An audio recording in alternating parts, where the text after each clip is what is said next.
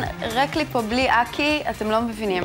סדר יום חדש בכל בוקר בשעה 9 עושים סדר ביום, ועכשיו קצת סדר במקום העבודה. איך מפתחים יחסי אמון בין עובד לבוס ומגדילים את הנאמנות של הארגון לעובדיו ולהפך. וואו, זה ממש איתנו אביעד גוז? כן. גוז.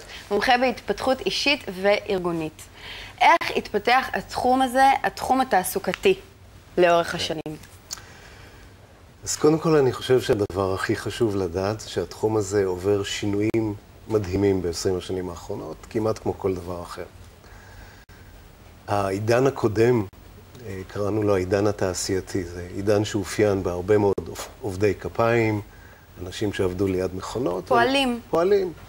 ולמעלה מעט מאוד אנשים, מנהלי משמרות או מנהלים שניהלו אותם. כן. כל הניהול היה מה שנקרא טופ בוטום. היו מכונות, זאת אומרת, זה היה מאוד תעשייתי. זאת אומרת, היו מכונות, היו מנהלים.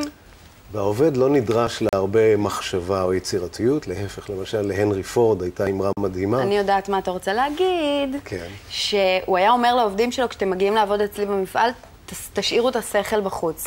תחנו את המוח בכניסה, כן? שזה מדהים.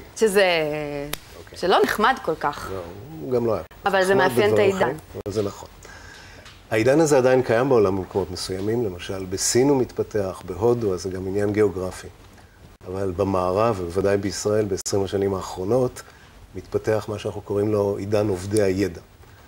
עובדי הידע זה אנשים שבעצם הנכס המרכזי שלהם זה ידע, מומחיות, השכלה. רוב המנהלים בעידן הזה מנהלים אנשים שהם מהנדסים, רופאים, חוקרים. זה אנשים עם ראש גדול. נכון. נכון? נכון. אוקיי. ולכן פרופיל המוטיבציה שלהם ופרופיל העבודה שלהם שונה לחלוטין מאשר בעידן התעשייתי. מצד שני, הרבה יותר קשה למנהלים לשלוט בהם, נכון? זהו. אז בעצם כל עולם הניהול עובר 20 שנים מכאיבות של תנועה משיטת ניהול של קונטרול, לשיטת ניהול של ריליס, או לאפשר לאנשים יותר ויותר אוטונומיה מוגדרת. אבל מה קורה כשיש מנהל שהוא ארכאי, שהוא תקוע בתפיסת עולם מאוד מיושנת, מאוד ככה של שליטה? איך גורמים לו להבין שזה כבר לא מה שהיה פעם? זאת אומרת, כשאנחנו, אישית יצא לי להדריך עד היום בערך ב-1,700 ארגונים, ב-50 מדינות. טיפה ניסיון. זאת מירב העבודה, בדיוק. הטרנספורמציה הזאת, מניהול של פיונים ואנשים שאתה אומר להם מה לעשות, להבין מה ההשלכות כשאתה עובד ככה עם עובדי ידע. מה ההשלכות? בוא תסביר לנו, מה באמת ההשלכות? ההשלכה הכי, הייתי אומר, ברורה בסופו של דבר, זה שכשעושים בארץ סקרים, מה הסיבה האחת שאנשים עוזבים ארגונים מרצונם? סיבה מספר אחת זה איך המנהל הישיר שלי עובד איתי. זאת אומרת, בסופו של דבר, ארגון שמנוהל, ארגון ידע, שלאנשים יש ראש גדול והם מוטיבציונים, והם רוצים להבין, והם רוצים לתרום, והם רוצים להשפיע, אם מנהלים אותם, כמו שניהלו פעם, מה שנקרא, לך תביא, אני אגיד לך מה לעשות, אנשים שיכולים עוזבים ארגונים כאלה. ואז הארגונים הולכים ונהיים בינוניים, וזה סיפור אמיתי, זה קורה. אז מה צריך לעשות? איך מחברים בין המנהל לבין העובד? אוקיי. בעידן שלנו, של היום. אז זו באמת שאלה שנאבקים איתה בכל העולם. יצרתי לפני 10 שנים מודל שנקרא ניוז, שעוסק בניווט אישי ובניווט אנשים בארגונים. ניוז זה ראשי תיבות? כן, של North, East, West, South. אוקיי. הוא בעצם אומר שתוך כדי תנועה בארגון לכל אדם יש צמתים. ובעצם היום יש יותר ויותר צמתים.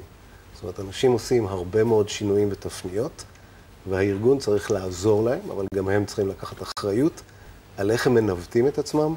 הרבה פעמים אני שמעתי בן אדם שאומר, יש לי רעיון נורא טוב, אבל אני לא יכול ללכת לבוס שלי, אני לא יכול לדבר איתו. אין לי איתו את התקשורת הזאת, הוא לא יקשיב לי, הוא יבטל אותי, אנשים מפחדים מה יקרה אם הם יבואו.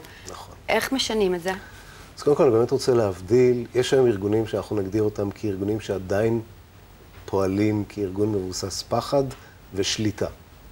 אנחנו רואים גם ארגונים אחרים, שיוצא לי לעבוד עם חלקם, כמו מייקרוסופט או גוגל או HP, שבהם הארגון הטמיע גישה ושיטה, שמנסים לעבוד עם עובדים לפי נקודת המפגש בין מה שנקרא הגדולה האישית שלהם, או יכולת התרומה, הטלנט שלהם, הפשן שלהם, לבין הצרכים של הארגון. רק תמקד לי את זה, כי יש לנו באמת דקה. איך גורמים למנהל למצות את הפוטנציאל הזה של העובד, לגרום לו לעשות את מה שהוא יכול? אז קודם כל הוא צריך שלא לחשוב עליו ככלי או כבורג במערכת, אלא כאדם שהוא אדם שלם, עם רוח ונפש ויכולות ופשנס וטלנס. אני חושב שהאחריות של מנהלים זה קודם כל להכיר את העובדים שלהם ברמה הזאת, לנסות להבין מי האדם, מה היכולות המולדות, מה הכישרונות, ולהיות גמיש יחסית בעיצוב תפקידים.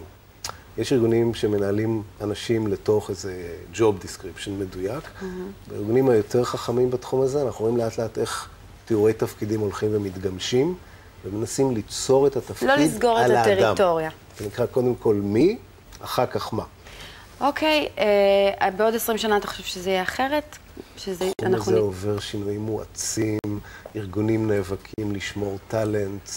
רק כדוגמה. כמו שפה נאבקים לשמור עליי. זה ממש אותו דבר, אתה יודע, זה בול. וגם הבוסים שלי הם כאלה פתוחים ולגמרי. אז בוא תישאר איתי, תודה, כדי להיווכח שאף פעם לא מוקדם מדי כדי לדאוג לתעסוקה.